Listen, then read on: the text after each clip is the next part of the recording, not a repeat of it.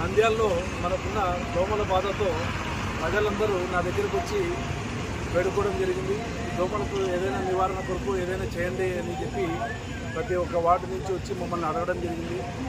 ఏదో మా వంతు సాయం కింద ఈరోజు ఈ దోమల నివారణకై మేము మా సొంత నిధులతో ఈరోజు ఒక 10 మిషన్లు తెప్పించడం జరిగింది. ఆ 10 మిషన్లు ఈరోజు మొదటి రోజు కాబట్టి కొంచెం ఆలస్యమై ఈరోజు స్టార్టింగ్ ఒక 5 వెహికల్స్తో స్టార్ట్ చేస్తున్నాము. ఒక 10 పిచికారీ మిషన్లు తెప్పించడం జరిగింది.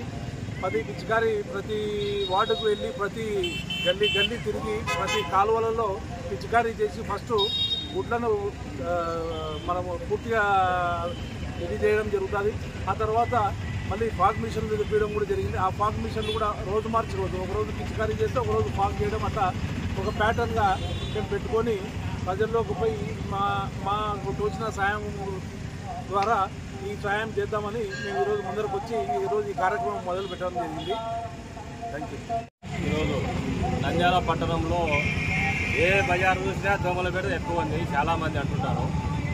ప్రభుత్వం వారు నెలకు ఒకసారి 2 సార్లు చేస్తున్నారు.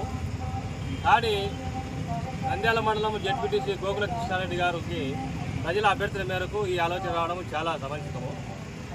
ఈరోజు ఒక 5-6 వెహికల్లో వాగింగ్ మిషన్లు ఈ పిచికారీ ఏర్పాటు కార్యక్రమం చేయడం జరిగింది. దీనివల్ల ప్రజలు ఆరోగ్యంగా ఉంటారు. దోమల నివారణ చాలా కఠినం అవుతుంది.